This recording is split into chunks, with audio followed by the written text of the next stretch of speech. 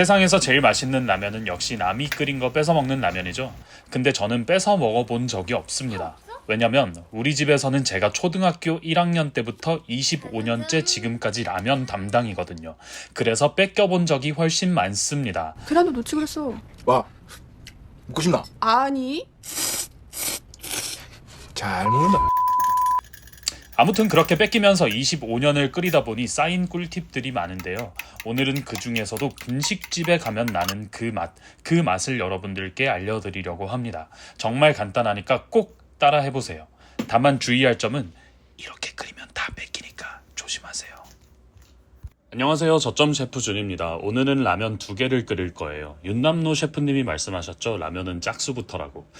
재료는 최대한 간단하게 누구나 집에서 끓여 먹을 수 있도록 준비했습니다. 라면 2개, 파 반개, 계란 2개, 미원, 고춧가루, 그리고 분식집 그릇 2개, 최대한 비슷한 그릇으로 준비해주세요. 그리고 기호에 따라 부재료도 준비해주셔도 좋습니다. 먼저 물을 끓여주시는데 라면은 물 양이 가장 중요합니다. 계량컵을 쓰시는 게 가장 좋아요. 종이컵은 사람마다 기준이 다르잖아요. 저는 그래서 그냥 계량컵 씁니다. 없으면 500ml 생수병으로라도 맞춰주세요. 냄비가 넓은 냄비면 하나 기준으로 520 정도, 좁은 냄비면 500 정도 넣습니다. 증발률 때문이에요. 표면이 넓을수록 증발량이 많겠죠? 근데 똑같은 냄비 기준으로 2개, 3개 늘어날 때 물량을 1대1로 늘리면 안 됩니다.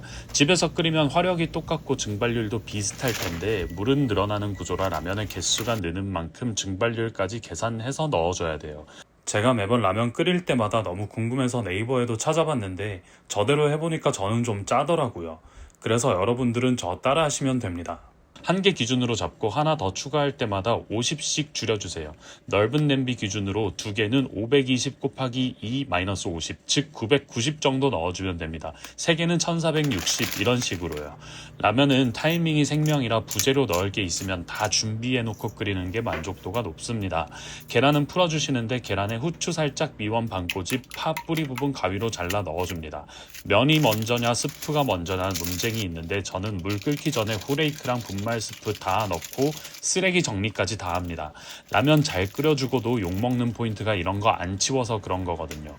그런 다음에 파의 끝부분 넣어주세요. 파의 파란 부분은 오래 끓이면 단맛이 나온다고 합니다. 뿌리 부분은 나중에 넣고 파란 부분만 먼저 넣어주는 겁니다. 고추는 취향에 따라 생략하셔도 되는데 저는 좀 얼큰하게 먹는 걸 좋아해서 넣었습니다. 마지막으로 미원 반꼬집 넣어주세요. 이때 제가 찾아보니까 설탕, 식초, 참치액젓, 된장, 고추장 등 굉장히 많은 재료들을 넣는 분들이 계시는데 제가 다 해봤거든요. 물론 맛있는 맛이지만 분식집 라면의 그 감칠맛과는 거리가 조금 있는 느낌이더라고요.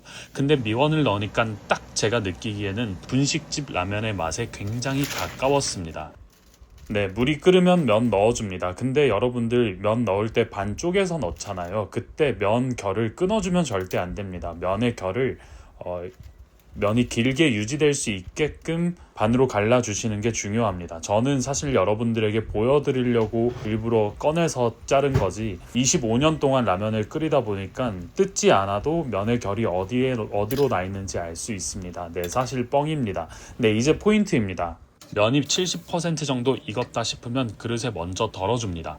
지금 빼도 되나 싶을 정도로 약간 꼬들할 때 빼는 게 포인트입니다. 저는 영상 찍느라 타이밍을 놓쳤는데 여러분들은 꼭 타이밍 놓치지 말고 조금 꼬들할 때 미리 덜어두세요. 면을 그릇에 다 담고 나면 불을 줄여주시고요. 파 넣은 계란물 부어주세요. 계란이 몽글몽글해질 때 십자가 딱 한 번만 그려줍니다. 너무 저으면 계란이 너무 풀어져서 국물이 탁해지니까 계란이 어느 정도 익었을 때 크기 조절만 해준다고 생각해주세요. 이렇게 하면 국물이 탁해지지는 않으면서 분식집 특유의 그 계란찜 같은 포슬포슬한 맛이 재현됩니다. 어느 정도 끓여졌다 싶으면 이제 아까 면 덜어둔 그릇에 보기 좋게 담아줍니다. 오늘 라면을 2개 끓인 이유는 제가 가족들한테 해주는 방식 그대로 보여드리고 싶었거든요. 제가 가족들한테 라면을 끓여줄 때 언제 제일 만족도가 높은지 아세요? 보통은 큰 냄비째 놓고 덜어 먹잖아요. 근데 저는 애초에 한 사람씩 예쁘게 담아서 줍니다. 이렇게만 해도 다들 훨씬 좋아하더라고요. 누군가 정성스럽게 담아준 한 그릇은 기억에 오래 남잖아요. 생각해보면 분식집도 이렇게 각자 담아주잖아요. 맛도 맛이지만 이렇게 담는 방식 하나만 바꿨을 뿐인데 정말 분식집에서 먹는 그 기분까지 같이 드니까 진짜 훨씬 맛있습니다. 오늘은 여러분도 그릇까지 분식집 감성으로 꼭 따라하셔서 평생 써먹는 라면 끓이는 법 재현해보세요. 별거 아니지만 재밌잖아요. 끝으로 다음 영상에서는 또 재밌는 요리를 해보려고 합니다. 여러분은 어떤 라면을 제일 좋아하시나요? 댓글로 남겨주시면 다음 요리 기록에서 한번 만들어 보겠습니다. 감사합니다.